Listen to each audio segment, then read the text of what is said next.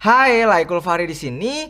Kali ini aku nggak review, aku nggak tutorial dulu. Sekarang aku mau bahas fenomena kenapa channel subscriber gede, view-nya kecil. Aku dapat ide ini setelah baca komentar dari Alvin Mania di grup AdSense. Lu lagi digosipin bang, channel subscriber besar, view-nya sepi banget. Terus aku coba cek dong di Facebook. Di sini ya, AdSense Secret Indonesia. Aku coba scroll-scroll dan aku nemu postingannya dari Mas Akbar Suryawijaya. Makasih buat Mas Akbar Suryawijaya yang udah posting ini. Aku rasa nggak cuman Mas aja yang penasaran tentang hal ini dan pengen ngobrolin kenapa sih channel subscriber gede, view-nya kecil. Jadi di sini dia posting apa bener ya subs banyak nggak jaminan views gede. Kalau kayak begini, kira-kira faktornya apa aja? Tentu aja hal-hal seperti ini tuh akan pengaruh banget sama pemula yang baru mau terjun ke YouTube, apalagi mereka yang mau serius. Mereka ngebayangin kalau yang channel gede aja susah dapat view, gimana channel baru? Kemudian si Mas Akbar ini ngirimin screenshot channel YouTubeku ya. Buat kalian yang belum tahu channel Laikul itu tentang apaan, kita bahas nanti aja. Video ini lebih dikhususin buat ngebahas fenomena ini sih. Jadi pembahasan di video ini akan mengacu ke komentar-komentar yang ada di postingan ini. Yang pertama dari Windy Prasetyo Pangestu. Wong comal kayaknya nih, aslinya Pekalongan, lahir nang Pekalongan, lahir di Pekalongan, tapi sekarang udah jadi orang comal. Ya masih sering bolak-balik lah, comal Pekalongan gitu. Oke, kita ke komentar selanjutnya dari Yuna Yuna. Mungkin karena sombong, di tiap video banyak yang tanya, hampir semua nggak dijawab. Ditambah banyak komentar kayak tuker view gitu, kayak saling tonton dan komen. Nah di sini aku ada balas, tapi aku coba bahas juga di video nih. Ini aku nggak tahu apakah Kak Yuna udah pernah nonton channelku atau belum ya. Oh, sekedar info aja kalau Kak Yuna tuh punya channel YouTube 500 ribuan subscriber dan 700-an video. Itu kayaknya hampir nggak mungkin untuk bisa balas semua komentar. Aku tuh udah usahain ya, setiap hari tuh paling nggak 50 komen aku balesin. Tapi ya tetap aja ada komen yang nggak kebales. Bukan karena aku nggak mau balas, karena ya emang banyak yang komen. Apalagi di video-video lama juga masih aktif komentarnya, yang mana terkadang aku udah lupa kontennya, pembahasan tentang apa gitu, udah bertahun-tahun. Aku kan untuk membalas komen itu harus inget lagi, dulu aku bahas apa ya, gimana ya, ini orang nanya tentang apanya ya. Ini adalah komen-komen yang belum aku respon ya. Komen-komen yang udah aku respon hari ini udah nggak muncul di sini. Kemudian komen yang keduanya, di sini ditambah banyak komentar kayak tuker view yang saling nonton dan komen. Nah kalau ini aku nggak bisa kontrol nih, aku nggak tahu juga tuh gimana cara ngontrol orang-orang seperti ini. Kemudian tadi ini aku udah komen, terus ini temanku nih, Eka Brilian, makasih udah di-mention. Kalau kalian ada yang kurang setuju atau punya pendapat lain, boleh silahkan tinggalkan di komentar YouTube ini. Dan buat kalian dari penonton YouTube yang mau kepoin grup Facebooknya juga boleh silahkan cari aja postingannya di AdSense Secret Indonesia. Nanti video ini juga aku bakalan coba taruh linknya di sana, supaya kita bisa diskusi lebih aktif lagi. Dari Huda, emang nggak setiap video rame, tapi udah upload sampai 700 video, mantep tuh. Jangan dipikir YouTube tuh kayak padi cuman bisa dipanen sekali doang. Pokoknya selama video lu ada, berarti akan ada hasilnya terus. Bisa jadi video-video yang populer lah yang view-nya naik terus. Nah kalau yang ini aku setuju banget.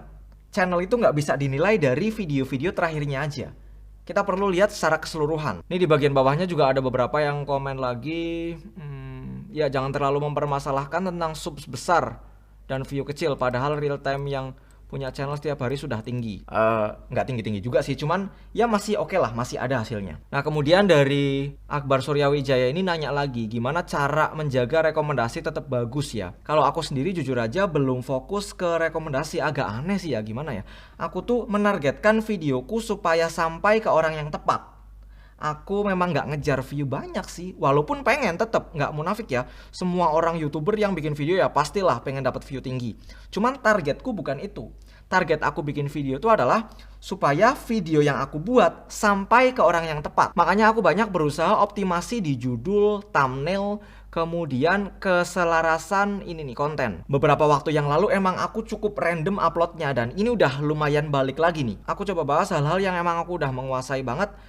Istilahnya wes ngelotok banget lah. Nah mungkin konten-konten seperti ini nggak relate sama sebagian besar dari subscriberku, yang mana ya nggak apa-apa juga, karena emang bukan targetnya. Tapi nanti juga akan ada masanya aku fokus nyari view lagi, aku fokus nargetin rekomendasi lagi. Karena kalau viewnya kecil-kecil kayak gini juga brand nggak suka. Nanti juga di komen ada yang bahas soal brand nih. Gimana ya, komennya masih banyak, kita bahas semua apa gimana nih? Nih ya, berarti harus pinter-pinter nyari topik yang sekiranya dibutuhin terus. Kalau tutorial bikin konten YouTube tuh saya jamin penontonnya bakal ada terus. Ya bener, kalau kalian bikin konten tutorial mungkin awalnya view dikit, Tapi lama-lama dikit juga enggak lah, lama-lama akan naik. Nah, definisi lama-lama tuh berapa lama gitu nggak tahu juga.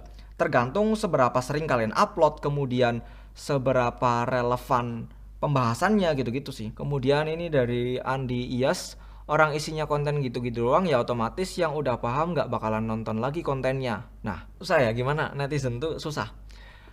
Kita upload konten yang gitu-gitu terus, salah. Kita upload konten yang macem-macem, nah nanti ada juga yang bahas soalnya kontennya macem-macem, jadi seperti itu. Nah, jadi makin bingung. Oke, komentar selanjutnya dari Fajri Takada nama lain.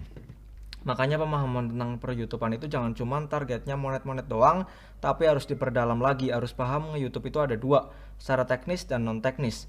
Channel yang seperti ini berarti bisa juga masalahnya di non-teknis. Setuju? Si penontonnya belum benar-benar bisa merasakan keberadaan si kreatornya. Setuju. Bisa dibilang biar penonton merasa puas dengan orang tersebut yang udah ngebuat edukasi ini dan itu. Jadi bener ada teknis dan ada non-teknis. Yang non-teknis tuh ya kaitannya gimana personanya, gimana cara aku membawakan video itu, gimana kedekatan aku dengan penonton, itu hal-hal yang non-teknis tuh. Kalau yang teknis tuh kan gimana lightingnya, jelek atau enggak, ya berusaha didekor sebaik mungkin supaya lebih menarik. Itu hal-hal yang teknis ya. Kayak gitu juga teknis tuh. Ini bocor nih. Nah, gitu. Untuk hal-hal teknis, aku sebenarnya lagi bahas juga nih di channelku akhir-akhir ini. Jadi di sini aku tuh bikin videonya pakai ATEM Mini Pro. Agak kelihatan ribet ya. Aku nggak akan bahas terlalu teknis di video ini karena tadi kita akan bahas fenomena. Ya, dikit aja nih. Jadi video ini tuh aku rekam sekitar asar jam 15.14 ya. Tanggal 30 April. Dan akan upload sekarang juga nih, bentar lagi. Ini aku majuin dulu biar nggak nutupin. Habis ini langsung diedit, tinggal dipotong-potong aja bagian yang aku salah ngomong. Terus untuk perpindahan kameranya tuh dari sini guys, ATEM Mini Pro. Ketika kita pencet ya dia langsung ganti kamera aja seperti ini. Yang tertarik pembahasan detailnya ada di sebelah sini. Kemudian dari Kaisar Putra, yang penting real time-nya jalan terus, video lawas kalau masih jalan oke. Nah bener tuh, video-video lamaku juga beberapa masih ada yang perform. Jadi itu sih yang bakalan nolongin channel. Aku coba tunjukin di 28 hari terakhir ya. Di sini video-video lamanya masih cukup perform ya. Dapat 18.000 view, 17.000 view. Padahal videonya tuh udah diupload 3 tahun, 4 tahun ke belakang. Terus lanjut dari Tommy Kurniawan, minat penonton beda. Subscribe itu cuman sebagai bookmark aja menurut gue. Setuju. Supaya channel yang dicari mudah serta nggak hilang dan tenggelam akibat minat tontonan yang seiring waktu berubah. Ini aku setuju juga, orang-orang yang subscribe aku tuh seiring berjalannya waktu seleranya pasti berubah. Dulu banyak banget subscriberku tuh yang umur-umur SMP, sekarang udah SMA. Banyak yang dulu SMA, sekarang udah kuliah, udah kerja, udah nikah, segala macem. Jadi mungkin udah nggak relate lagi nonton konten-kontenku. Dan yang kayak gitu tuh nggak apa-apa. Dari Avian Faris, kalau aku liatnya karena dia reviewer, aku sendiri kalau nyari barang, lihat review di beberapa channel, udah gitu aja. Mau kontennya bagus juga ogah subscribe. Karena butuhnya hanya saat mau beli barang dan channel reviewer suka kasih racun. Ya emang begitu sih. Mungkin ada sekelompok orang yang jadi ngindarin reviewer karena kadang seracun itu. Bahkan aku sendiri pun yang suka nge-review barang, nonton reviewer lain tuh, wah ini perlu banget nih aku punya ini gitu. Emang efek racunnya seperti itu. Nah terus dari Hendra Adi Nugroho, nah bener nih konten reviewer tutorial mirip-mirip, dibutuhkan hanya saat butuh aja. Nah ini bener juga nih, tapi yang butuh kan nggak kita doang, banyak. Setidaknya konten ini evergreen. Saya ada konten tutorial juga cenderung lebih stabil viewsnya. Untuk review-review barang yang umurnya panjang kayak misalnya si ATEM Mini Pro ini, atau barang-barang lain yang updateannya tuh nggak setiap tahun ada gitu. Nggak tahu kalau konten-konten kayak HP itu kan hampir setiap bulan ada aja yang launching gitu. Mungkin ya nggak se-evergreen itu. Terus dari Roy CP, dari dulu kurang demen sama channel ini kan. Why? Nggak menjual mukanya. Isinya nggak jelas. Bentar, nggak menjual mukanya. Aku kan review barang dan bikin tutorial, kenapa yang dinilai? Oke, nggak apa-apa. Isinya nggak jelas, lebih dari tutorial campur aduk sama pembahasan item yang nggak fokus. Oke, yang mana sekarang aku udah lumayan fokus nih. Semoga kamu suka ya. Ini udah lumayan fokus nih. Contohlah channel gadget lain yang punya niche bagus dan fokus kayak GTID, fokus ke monitor dan review sampai dalam, kios komputer, review PC sambil jualan. Ya di tahun 2023 yang channel lain lebih bagus, jelas bakalan jadi dead channel. Aku juga setuju sama ini. Aku kok banyak setujunya ya. Ini aku udah beberapa waktu fokus ke pembahasan live streaming aja dan menitik beratkan di AT Mini Pro ya. Semoga sih performa channelku bisa balik baik lagi. Cuman masalahnya ketika kita terlalu fokus sama satu bidang, bukan ngejar yang umum gitu, ya view-nya bakalan kecil. Dan ini juga yang sedang aku alami. Dan gak apa-apa, walaupun view-nya kecil gak apa-apa. Karena kita selesaikan masalahnya tuh satu persatu ya. Ini kalau aku salah boleh bantu dikasih saran lagi deh. Di pemikiranku, ya emang channelku nggak sehat-sehat amat gitu. Makanya aku berusaha benerin satu persatu. Di sini aku lagi benerin dari segi temanya dulu. Aku pilih tema yang aku sangat menguasai dan kayaknya di Indonesia nggak banyak yang bahas, yaitu di live streaming. Tentu aja risikonya ketika aku bahas yang terlalu spesifik, penontonnya bakalan turun. Dan ya nggak apa-apa, karena ini proses yang lagi aku jalanin. Tapi nanti aku bakalan tetap coba sisipin konten-konten yang lebih umum, kayak misalnya tutorial-tutorial tentang HP, yang mana beberapa juga viewsnya cukup oke di channel ini. Jadi coba nanti aku sisipin itu biar view dari channelku juga bagus. Lalu compare aja sama DKID, Kios Komputer, Nerd Review dan lain-lain. Bandingin aja, ntar kelihatan kok kenapa dia script pembawaannya nggak enak dan reviewnya kurang deep. Oke, aku akan coba terima sarannya dan nanti aku improve ya. Terima kasih banyak sama Mas Royce P. Kemudian dari Mas Hendra Adi Nugroho, ini lagi naik daun nih ya, Mas Hendra. Ini yang bahas tentang channel-channel itu bukan sih? Nah ini kan ya, masih ini ya, dari channel kelas kreator. Jangan lihat dari views terbaru aja bro, total views harian kalau mau lihat, atau 30 hari terakhir. Tadi aku udah tunjukin ya, konten kayak dia gini kan ditonton kalau dibutuhkan aja. Dan views 3000 per bulan, itu income termasuk besar loh, dengan nilai RPM yang tinggi juga. Setuju. Cuman viewsku nggak segitu juga. Nah ini di sini aku dapat 289.000 dalam sebulan. Dari Yadi Babayo, ia mending pensi aja bro main YouTube, sekarang ampas mending adbreak. Nah ini lagi ramai pembahasan adbreak nih. Lanjut lagi dari Randy Aris Putra, subscribe acak tidak satu niche, video kurang bermanfaat kalau nggak buat. Kalau ini aku kurang setuju nih. Gimana ya? Soalnya gini bro, aku tuh udah bikin channel ini dari 30 Desember 2015. Jadi udah 8 tahun. Dan yang ikuti aku dari awal ya, itu subscriber bukan beli, bukan bot. Nggak tahu sih, mungkin ada kali botnya. Tapi kalau beli, yang pasti nggak beli. Sebagian besar subscriberku tuh datang justru dari konten yang bukan utama di channel ini. Konten ini aja nih, yang rame ya, ini masih naik terus view-nya, dapat 46.000 subscriber hanya dari video ini. Yang mana video lacak HP itu tuh bukan konten utama di channel ini. Aku udah coba bikin video yang kedua tentang konten yang sama. Ya emang hasilnya oke. Cuman aku nggak mau bikin video kayak gitu di channel ini. Aku bahas sedikit lah. Inti dari lacak HP itu kan kalau udah direset ya udah wassalam.